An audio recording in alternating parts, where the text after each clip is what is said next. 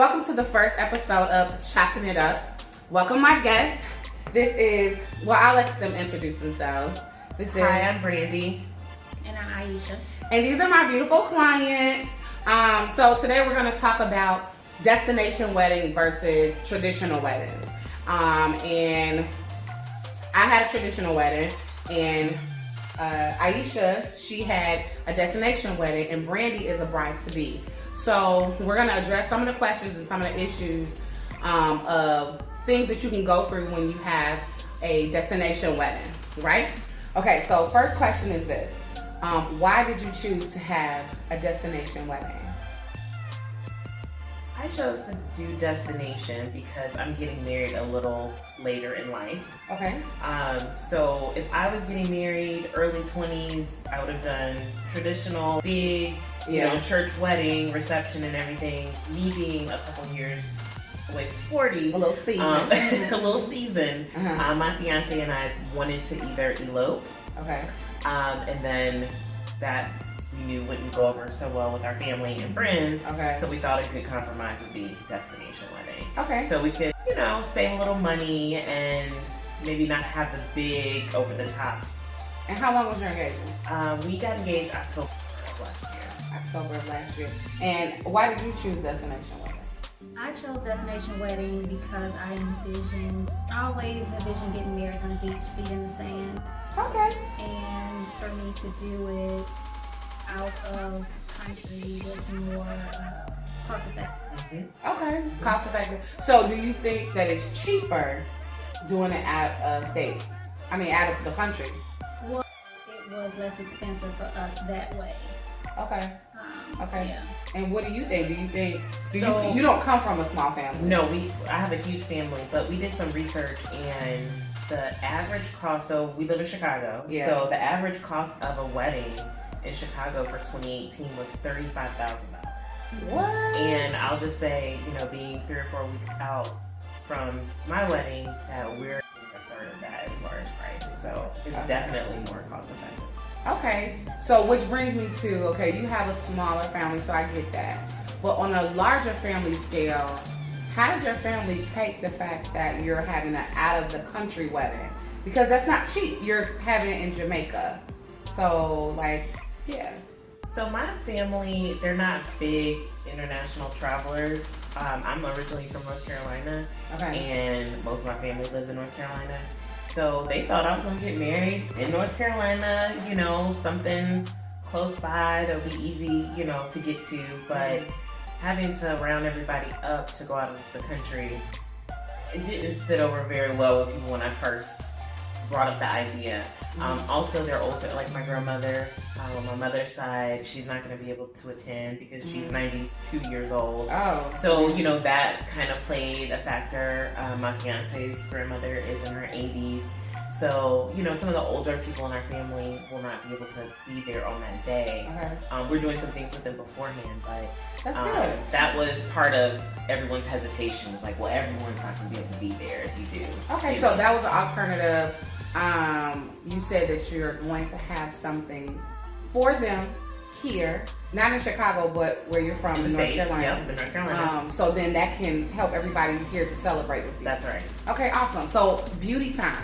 So how do you, when you have a destination wedding, I'm sure, on the grounds they have makeup artists and hairstylists. How do you handle that? Because a lot of women are very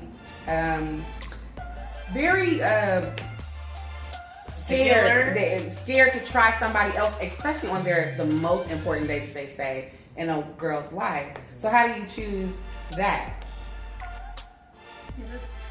Go ahead, because I did her wedding. Yeah, you've done it.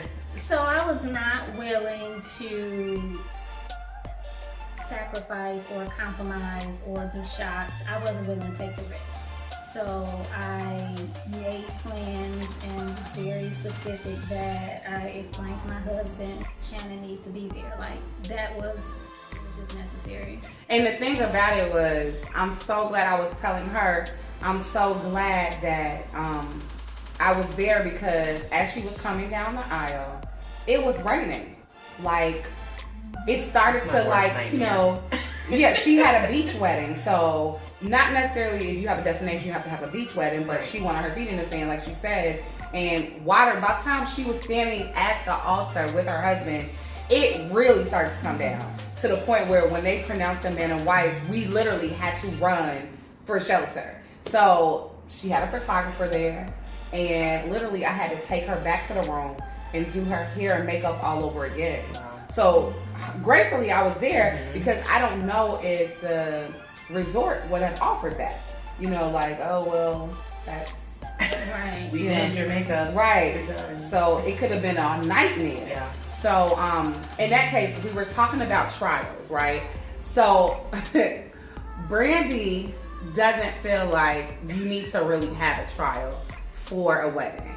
And that's why I said I wanted to know, why don't you feel like... I think it's up to the individual. Okay. I would not, if a bride-to-be asked me whether they should do a trial, I would say it's up to you. That's something that you have to make a decision on. For me personally, knowing, I've seen your work, I've seen, you know, you do people's makeup, you do my hair on a regular basis, you're my hairstylist, so I feel like I can give you a vision and tell you what I want, and then you can show up and produce it. Like, I don't think we need to spend time in advance, and I have limited time. So, you know, I got engaged in October, I'm getting married in June, so to fit that in on top of all the other planning stuff, it's like, oh, I trust Shannon. She's gonna rock it out. I'm grateful that they trust me. That's yes. Okay. But what I will say is this: if you are considering getting your makeup done and your hair done, because a lot of women say, oh, I don't need makeup for my special day, then you don't need a photographer, because the makeup is for great photography. You want your pictures to be flawless. You want we're in a day of makeup. I'm sorry, it's not old times where I could have my cousin do it or whatever. It's all for photography. It looks polished. If you have a great hairstylist, it just makes you feel good on your special day. You don't have to worry about that. A trial, you should get it at least 3 to 2 months out from your wedding, because I would say not to get it too far ahead, because people always change, trends change, and if you every 2 months, let's say you have your wedding's a year out and you done got 3 or 4 trials because something was in 2018 was hot, but now you're seeing somebody else, and it's like, okay, you don't want to waste your money. So when you do a trial can cost anywhere from $150 to $200 with hair and makeup, and that's on the cheaper side. Sometimes it's a little more. Also, when you're thinking about doing a destination wedding, what about the resort? How do you know what the resort looked like? How do you know that was the place that you wanted to have your wedding? Because I know me, I had a traditional wedding, and I was able to go to the venue and look at the church and, you know, go to the banquet hall and look and see, you know, place settings and everything. How do you trust that when you are across the country? Do you go to the country, or? I had a very reputable travel agent. So she worked with me around my needs, budgeting, and then she was able to speak to, this is a nice resort for this, and these are the services that are offered. Each hotel varies by the wedding packaging or packages, so it was tailored to our needs. But yeah, we weren't fortunate enough to be able to. So you were trusting. I was trusting this travel agent that was referred from other individuals, because she has been to these different resorts and she spoke to it for me. Okay. So can you offer Brandy any advice of things that may have come up that you did not think about prior to you going? Yes. This was it's like yes. Yes. So a couple things. We were unable to bring our wedding cake back. Oh. How you bring a topper for the first anniversary. We were unable to do that. That's interesting. Why? By the time because we also had our honeymoon there. So by the time we married, stayed there for the honeymoon, and then on the flight back, it's you have to go through customs and perishables. Oh yeah, you were bringing food from a different country. That's a good point. Because people don't think about that. No, so that was something where we were kind of like, oh. And then my stepmother was traditional in the sense she wanted to dry out the flowers and also bring those back. That didn't work because I think that's on the form like plants. And, yeah, that's right. Oh wow. So those are. We didn't feel very strongly about it, but for other individuals that could be problematic if they want to save their cakes. So flowers came with the whole thing the whole there. Package. Yeah. So it's not, even if you brought flowers from the United States in, it wouldn't have been, because you wanted fresh flowers. Yeah. Oh, that makes sense. I had a destination wedding that I went to last year in March. It was in Mexico. I remember that. And my fiance's cousin got married. One of the things she told me, because she's gone through the process or whatever, and she knew we were doing destination, she told me she wishes that she would have gotten a bigger photography package. So like Aisha says, you know, you can choose and select what package you want, and each package is different as far as how much time you get with a photographer. And she bought the package, I guess that was the most cost effective, but she didn't have any pictures of her getting dressed with her bridesmaids and her mom and her mother-in-law and things like that. And I don't know with a traditional wedding with a photographer, if you just get the photographer for the day, you pay a flat fee. But with the resorts and the destination wedding, they're very specific on how long you have it, how long you have the photographer, how many pictures you get. And so she was like, I would have spent more money on. So it's limited. So like here in Chicago, I know a lot of people in the industry. So that part of getting ready, I didn't get a photographer for that, honestly. I got a photographer because I ended up having a suite, which it was like a turn-up suite, and you know, it was like a holding room. Yeah. So while I was there, we had champagne, I had like a little spread for them, and we were just kicking it. And so like, I really wanted the photographer to capture that. Not so much of my dress laid out. I'm not that formal. I really don't care. Shoes with the ring. I don't really care about that. That's not really important. I like to see it on me. You know what I'm saying? Like, yes, but no. I don't know. That wasn't important to me. Okay. But one thing I can say, how many people are going to be at your wedding? We have 60. Ooh. Yeah. That's a lot. Right, because how many people were at your wedding? 20. Wow. Yeah. So I had 350 at my wedding, right? Everybody did not come to the reception because it was an open banquet style. I just wanted more fun. And even when me and my husband, we did our vow renewal, and I had 90. I tried to get that number down as small as I could, but that was even more fun than the wedding day. Wow. So I'm real laid back. It depends on what type of bride you are. You know what I mean? So, but yeah, so I just wanted to give you guys a little insight. I'm trying to see, is there any other questions that we had? I was wondering about, like, when we were talking about trials and hair and makeup, do you think about, because I think about the dress that I have since I'm doing destination, it's more of a beachy kind of dress.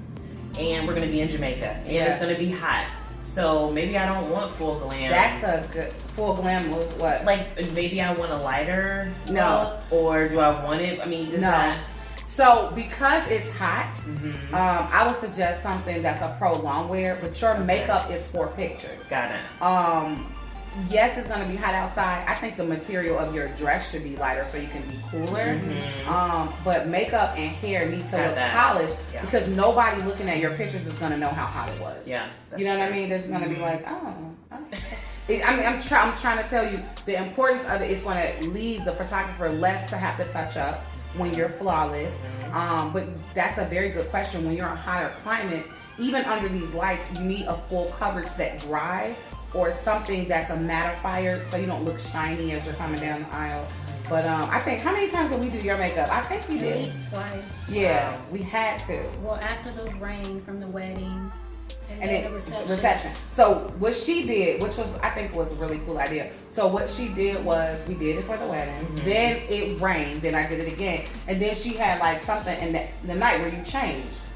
And so then we did a beat for that. No, we did a whole different beat. Because it was like more of a party. She got out of that and that was it. So like, was that like the reception time? Yeah. So it was nice. We had a good time. We chilled. You're with people who really want to be there. I think that's the great thing. Because I mean, the proof was in the pudding. It was because going to Jamaica is not cheap. No.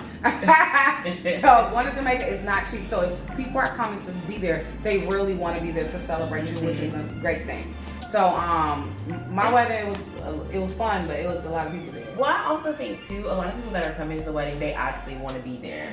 But I also think that people are using it as a mini vacation too. They are. So it's like, I'm going to Jamaica, we're going to have fun, and be on vacation. Oh, and my friend's getting married while we're there. You know? So it's kind of a 2-in-1 situation. That'd be cool. Yeah. Oh, and we talked about that too, because you're going down there a couple of days before. That's right. So then, are you going to do any excursions? Are you going to risk messing up your hair? Because like us, you know, we black, you know, so she has natural hair. So she gets in the pool, it's about to be a fro. Are you trying to rock a fro to your wedding? No. That's number one.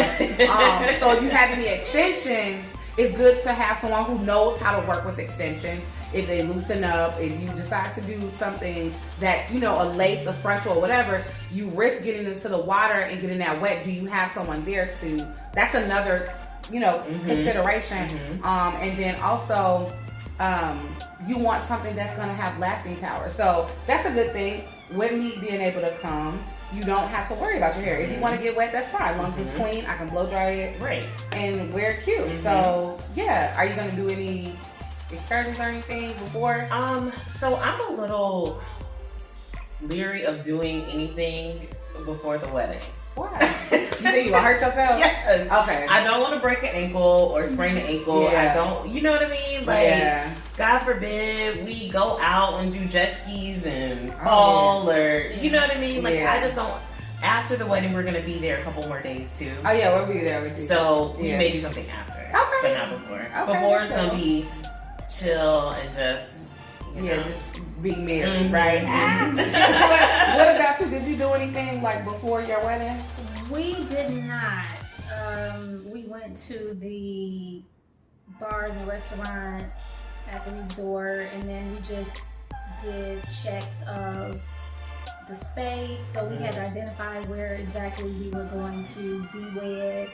We had to pick out our signature drink. So we were still prepping in those 2 to 3 days prior to the wedding. We were solidifying the details. And that's probably what she'll be doing too. I think we have to do that a day or two in advance. That's why we have to be there early, because I think they want to walk you through the property. And one final question. Neither one of you, and I'm like, what? I just don't understand, had a bachelorette party or like, I was just like, what? Like, I'm like, say, when is that? They're like, I'm like, what? That robs everybody else of celebrating you guys. Like, for real. Sorry, we're robbing everybody else. Yeah. We had a pre-wedding celebration for friends and family that were unable to make it to Jamaica. That was a party send-off. That was not a bachelorette party. Your husband was in attendance. Cut it out. Like, really? That was a party. That's what she's having. She's having a party. I'm having a brunch. Okay. Before, it's actually this weekend, so it's a month before the wedding, and it's for people who can't come on the trip. But we are going to do something in Jamaica. Okay. So the girls that will be in Jamaica will do something small. What day is this? You better not say Friday. I don't know when I'm not planning it. So it'll either be Friday night or Saturday night. Okay, I'll definitely be there. Because I'm like, I really want to have fun. Like, we still have to, I mean, you've been married for 2 years now, but whatever. So hopefully that helps everybody kind of give you a little insight on a destination wedding, which is beautiful, by the way. So if you have the financial means to do that, then you want to do a 2-in-1 combo, try destination wedding. But if you're a little more traditional and you know, it's more important for everybody else to be there, then keep the traditional wedding. So thank you for tuning in, and that's chopping it up. Yes, sis.